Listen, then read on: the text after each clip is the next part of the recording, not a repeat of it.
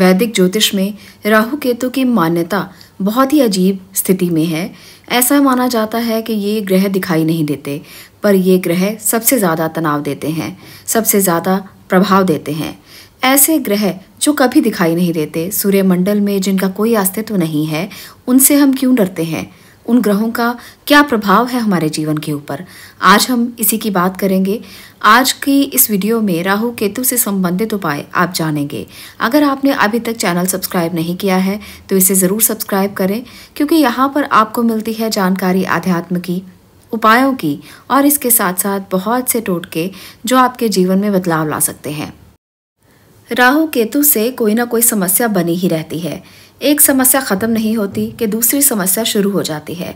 व्यक्ति राहु केतु के बुरे प्रभाव से ऐसे निर्णय लेने लगता है जिसका असर पूरे परिवार पर पड़ता है। साथ ही असफलताओं का दौर शुरू हो जाता है और उनसे मानसिक तनाव भी बढ़ने लगता है। ऐसे में इनके अशुभ प्रभाव से मुक्ति पाने के लिए ज्योतिष में बहुत से उपाय दिए गए हैं। इनको आजमाने से राहु केतु के अशुभ प्रभाव को कम किया जा सकता है और शुभ फल की प्राप्ति भी की जा सकती है। चलिए जानते हैं राहु केतु के कुछ ऐसे उपाय जिनको अगर आप करते हैं तो आपको ज़रूर इसका लाभ मिल सकता है। राहु केतु को छाया ग्रह कहा जाता है, इसलिए ये दुर्गा पूजा से शांत किए जा सकते हैं, क्योंकि देवी दुर्गा को छाया रूपेण भी कहा गया है। इसलिए लगातार रोज़ाना आप अगर दुर्गा पूजा करते हैं तो ऐसे लोगों का ये राहु और केतु ग्रह कुछ नहीं बिगाड़ पाते और आपको इसका अच्छा लाभ प्राप्त होता है और आपके जीवन में समस्याओं का अंत होता है। दूसरा जो उपाय है वो भी बहुत ख़ास उपाय है। अगर आप ये उपाय कर लेंगे तो आपको राहु केतु कभी परेशान नहीं करेंगे। करना क्या है, आपने भगवान कृष्ण की एक तस्वीर लेनी है जिस पर वो नाग पर नाचते हुए दिखाई दें। यहाँ पर आप तस्वीर देख सकते हैं, आपको दिखाई दे रही होगी स्क्रीन के ऊपर। तो इस प्रकार की तस्वीर को आपको घर पर लेकर आना है और इस तस्वीर को सामने रखकर रोज़ाना आपने 108 बार ओम नमः भगवते वासुदेवाय इस मंत्र का जप करना है। इससे बहुत शुभ फल प्राप्त हो सकते हैं। जिन लोगों की कुंडली में राहु केतु की भूमिका बहुत ही खराब स्थिति में है, जिन लोगों को पता है कि उनकी कुंडली में राहु या केतु की दशा या महादशा चल रही है या किसी भी अवस्था में वो पीड़ित हैं, तो ऐसे में कन्यादान करने से राहु शांत होते हैं और इसी के साथ साथ कपिला गाय का दान करने से केतु के अशुभ प्रभावों से भी मुक्ति मिलती है। तो अगर आपको भी ये जानकारी है कि आपकी कुंडली में इन ग्रहों की स्थिति अच्छी नहीं है, तो आप ये दान जरूर करें। अपनी जिंदगी में एक बार कन्यादान करना और एक बार गाय का दान करना बहुत ही शुभ रहता है। अगर आपकी महादशा या दशा नहीं भी चल रही तो भी आप ये दोनों उपाय जरूर करें। हर किसी व्यक्ति की कुंडली में राहु केतु तो होते ही हैं और कहीं ना कहीं से वो आपको आपके ही किए हुए कर्मों का फल देते हैं और इस कारण से आपको हमेशा अच्छे कर्म करने चाहिए। और ये दो उपाय जो महादान बोले गए हैं, इनको आप एक बार जरूर अवश्य अपने जीवन में अपनाएं और फिर देखें कि कितना अच्छा लाभ आपको इसका मिलता है। राहु केतु के लिए एक और उपाय आज मैं आपको बता देती हूँ। वो है आपको हल्के नीले और केतु के लिए आपको हल्के गुलाबी रंग के कपड़े पहनने चाहिए। और अगर आपकी कुंडली में ये खराब स्थिति में है, केतु खराब है या राहु खराब है, तो इनका दान करना चाहिए। इससे आपको मानसिक शांति प्राप्त होगी, शुभ फल प्राप्त होंगे। इससे आपके रुके हुए कार्य धीरे धीरे पटरी पर आने लगेंगे।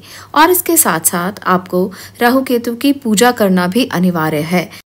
ये पूजा आप 18 शनिवार लगातार करें। इसको करने से आपको बहुत ही अच्छा लाभ मिलेगा और आपके जीवन में जो भी समस्याएं राहु केतु से संबंधित हैं, वो 18 शनिवार ये उपाय करने से या पूजा करने से, उपवास करने से ठीक हो जाएंगी। इनके लिए सबसे अच्छे रत्न माने गए हैं गोमेद रत्न और लहसुनिया रत्न। तो आप इनको पहन सकते हैं, या अगर आपको पता है कि कुंडली में इनका प्रभाव बहुत ख़राब है तो आप इनका दान भी कर सकते हैं। अगर आपका राहु खराब है तो आप ऐसे में गोमेद का दान करेंगे और अगर आपका केतु खराब स्थिति में है तो लहसुनिया रत्न का दान करेंगे। इस प्रकार से राहु केतु के अशुभ प्रभावों से आप बच सकते हैं। मंत्र जो है वो भी बहुत अच्छा लाभ देते हैं। मंत्रों में अद्भुत शक्ति होती है, तो इसलिए आज मैं आपको राहु केतु को शांत करने के लिए मंत्र भी बता देती हूँ। पंचमुखी शिव की तस्वीर को आपने सामने रखना है और रुद्राक्ष की माला के साथ ओम नमः शिवाय इस मंत्र का पंचमुखी मंत्र का जाप करना है। इस पंचमुखी मंत्र का जाप करने से, 5 माला जाप करने से राहु केतु के अशुभ प्रभाव बहुत ही तीव्रता से कम हो जाते हैं। ऐसे में महामृत्युंजय का पाठ भी किया जा सकता है, इससे भी लाभ मिलता है। और इसके साथ साथ इसके अशुभत्व को अगर आप तीव्रता से कम करना चाहते हैं तो खुद से ये पाठ करें, खुद से ये मंत्र जाप करें। आप देखेंगे कि अद्भुत तरीके से आपके जीवन में परिवर्तन आएंगे।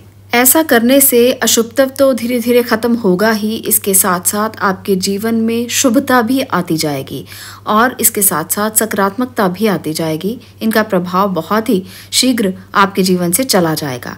इसके साथ साथ आप भगवान नरसिंह या भैरव की पूजा भी कर सकते हैं।